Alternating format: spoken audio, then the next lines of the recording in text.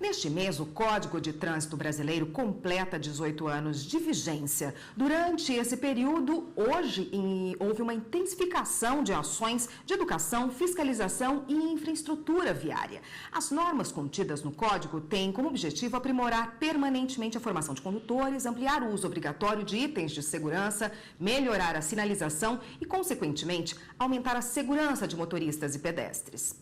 Mas quais têm sido os resultados na prática? Para falar mais deste assunto, nós convidamos o advogado Paulo Henrique Abreu, que é especialista em trânsito. Boa tarde, doutor. Boa tarde. Bom, quais os principais avanços do Código? Um dos principais avanços do Código seria o endereçamento das regras em relação à questão do condutor que dirige o carro de forma embriagada.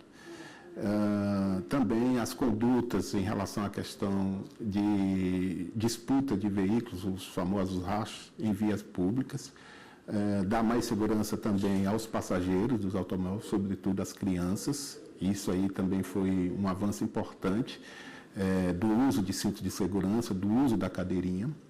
E alguma tipificação penal para punir o condutor que transgride as regras de trânsito. Nesse caso aí é um avanço importante a questão de mudança da pena de detenção para o condutor que dirige embriagado e comete um acidente de trânsito, sobretudo fatal ou lesão corporal. Essa pena ela sai da pena de detenção para a pena de reclusão de 2 a 4 anos.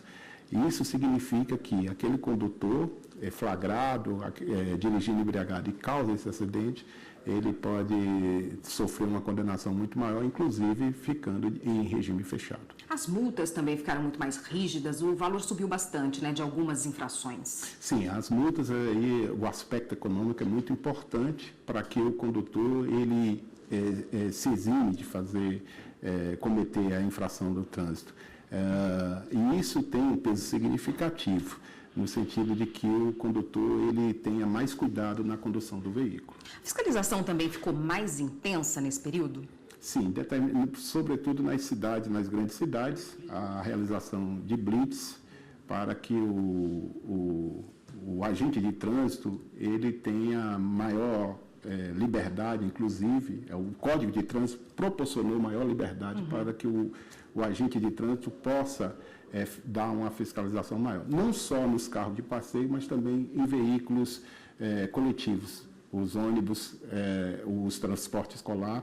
Então, o Código de Trânsito deu condições para que aquele agente de trânsito possa melhor fiscalizar o trânsito nas nossas cidades. Doutor, são 18 anos. O Código, a gente pode dizer que ele é dinâmico. Ele foi se alterando ao longo e se adaptando ao longo desses 18 anos. Quais foram as principais alterações mais importantes? Isso é muito significativo, porque a legislação ela não pode ficar parada. Ela vai se alterando a partir do momento que ocorram situações e que a comunidade, a sociedade, ela enxergue naquela possibilidade de alteração daquele código para melhor.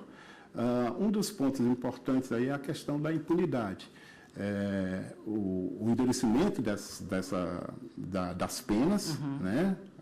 Sobretudo a definição da quantidade mínima de álcool em relação ao condutor, que antigamente era só 6 decigramas, e aí definiu agora para 0,3 miligramas de álcool expelido pelo ar.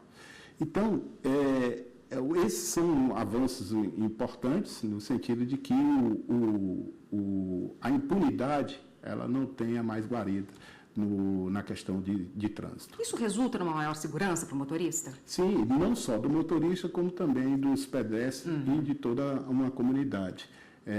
Veja só o caso dos pegas, os famosos rachos de disputas em trânsito. A partir do momento que houve um aumento significativo da pena,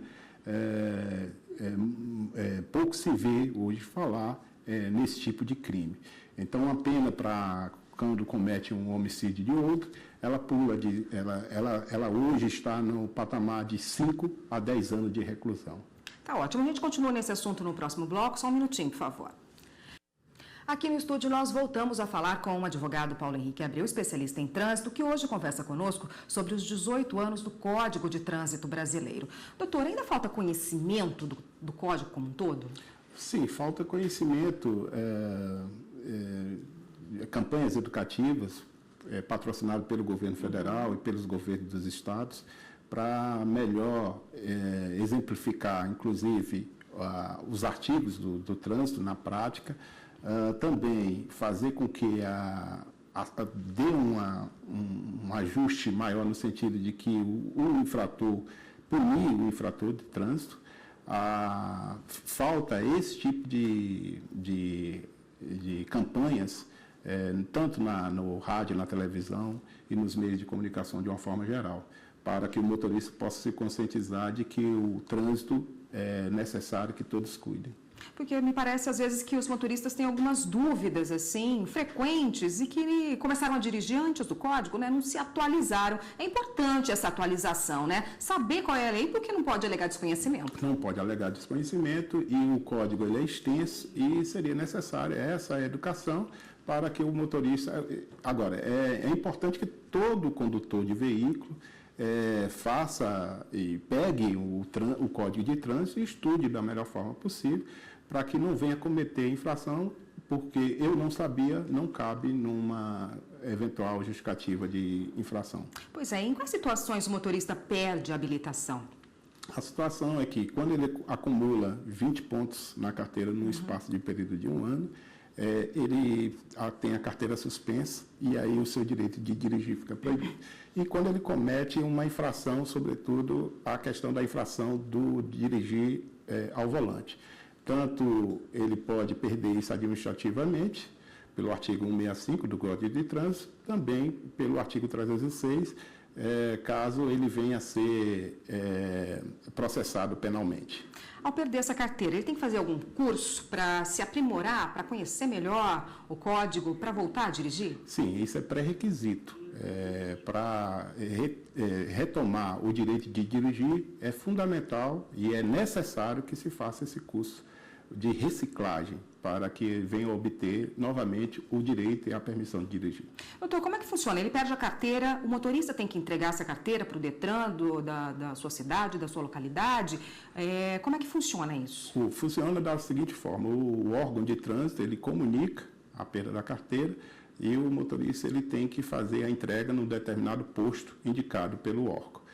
Também a justiça, quando ela decreta, ela encaminha ao órgão de trânsito, o órgão de trânsito ele providencia também o recolhimento dessa carteira. E caso ele venha a ser flagrado numa determinada situação com a carteira suspensa, é novamente punido e aí é considerado inclusive reincidente nesse aspecto. Multas, né? Multa é um assunto recorrente aí.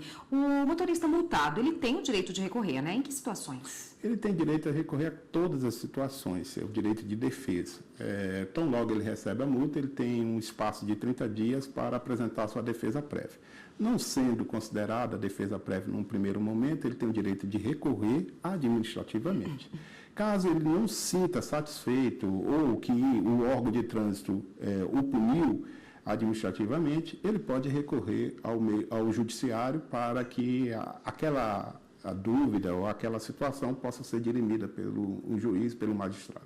Doutor, nesses 18 anos, o senhor comentou aí dos avanços, né? Mas o que ainda precisa ser aprimorado no Código nesses 18 anos ou melhor divulgado para que ele se efetive na totalidade? Como eu vinha dizendo, o governo federal e o governo dos estados teriam que intensificar essas campanhas educativas. E a outra durante esse processo, porque ele não vai se esgotar dentro desses 18 anos, ao longo das ocorrência de situações, esse código ele possa ser modificado pelo legislador. Tá ótimo, muito obrigada pela participação. Eu conversei com o advogado... Paulo Henrique Abreu, conversou comigo a respeito do Código Brasileiro de Trânsito hoje. Obrigada pela participação. Até uma próxima.